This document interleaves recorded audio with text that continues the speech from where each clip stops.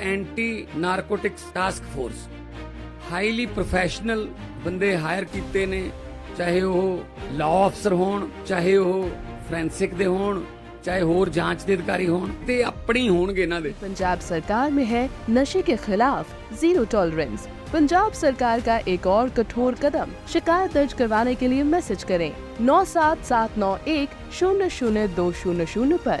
नशे के खिलाफ हमारा साथ दें।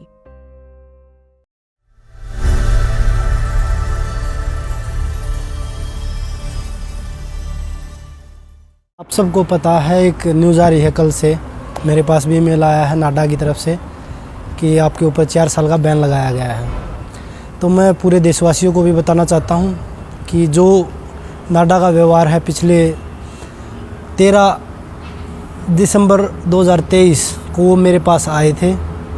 15 को मैंने सोशल मीडिया पे एक पोस्ट डाला था कि एक्सपायरी किट लेके वो मेरे पास आए हैं, लेकिन मैंने उसके जो एक्सपायरी किट का जो पूरा मुद्दा था उसके ऊपर मैंने एक पूरा वीडियो बनाया। उसमें मैंने पूरी किट दिखाई कि ये किट किस दिन एक्सपायरी हुई है। लेकिन उसके बावजूद मैंने नाडा के पास दिसंबर से लेकर मार्च 10 तक 3 से 4 मेल किए कि भाई इस चीज़ का मुझे जवाब चाहिए, इसके ऊपर आपने क्या कार्रवाई की है। और जो डीसीओ मेरे पास उस दिन डोप लेने के लिए आया था, वो 3 से 4 बार पहले भी मेरा डोप टेस्ट लेके जा चुका है। और पूरे हरियाणा में वो खुद बता रहा था ये चीज़ें कि पूरे हरियाणा में मैं ही सभी खिलाड़ियों का डोप टेस्ट करने के लिए आता हूँ।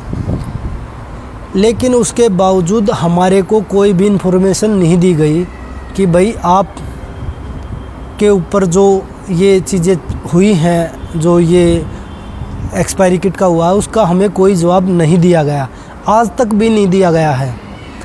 2024 मार्च 10 की जो ट्रायल 9-10 की जो ट्रायल थी, उसके बारे में मैं आपको बता देता हूं कि जब मार्च में ट्रायल हुई जो ओलंपिक क्वालिफाई के लिए थी, उसमें जब वो बोल रहे हैं, मेरे ऊपर आरोप लगाए हैं नाडा की तरफ से कि बजरंग डोप सैंपल देने से पहले वेन्यू छोड़ के भाग गए, उन्होंने ये बोला है।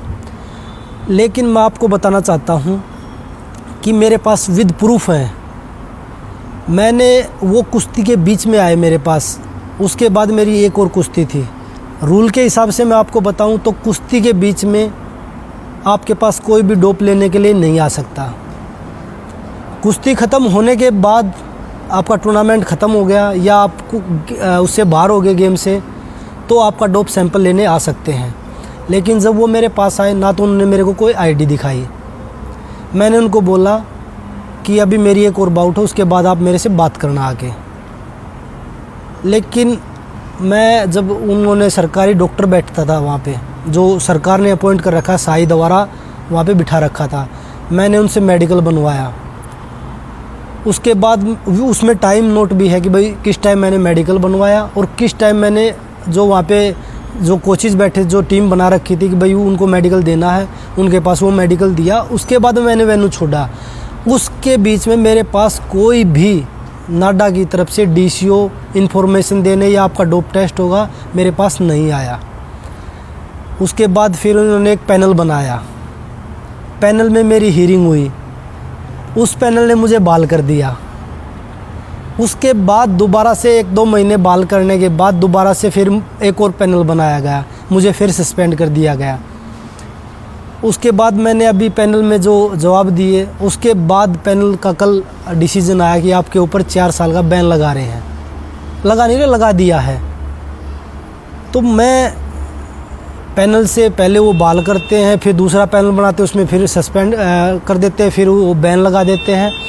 तो मैं आपके माध्यम से ये पूछना चाहता हूँ कि क्या ये कसूर महिला खिलाड़ियों के साथ खड़े होने का है कि भाई हम उनके साथ क्यों खड़े हुए? ये पूरा आंदोलन के टाइम से ही चल रहा है। आंदोलन के समय जब हम प्रोटेस्ट कर रहे थे महिला खिलाड़ियों के साथ में, उस समय मेरा 6 बार सैंपल हुआ और मैंने एक बार भी मना नहीं किया। उस समय भी हम टूर्नामेंट नहीं खेल रहे थे। अगर हमारे मन में ये चीज़ें होती तो हम उस समय भी मना कर देते, लेकिन तब भी हमने बोला था कि हमें टारगेट किया जा रहा है सरकार के द्वारा। उसके बाद जब वो एक्सपायरी किट का मामला आया, जब हमने आवाज़ उठाई, और वो हमने प्रूफ हो गया, उस सिस्टम से हमारा विश्वास बिल्कुल उठ गया कि जो ये सिस्टम चल रहा है, जब आप इतने बड़े बड़े खिलाड़ियों के साथ ऐसा हरकत कर सकते हैं, ऐसी बेहुदा हरकत कर सकते हैं, तो आपके ऊपर कौन विश्वास करेगा। जो आप ब्लड सैंपल की जो किट लेके आए थे, जो इंजेक्शन, अगर मैं मेडिकली बोलूँ, जो इंजेक्शन आप एक्सपायरी हो रहे हैं वो मेडिकल हिसाब से भी हम नहीं लगा सकते।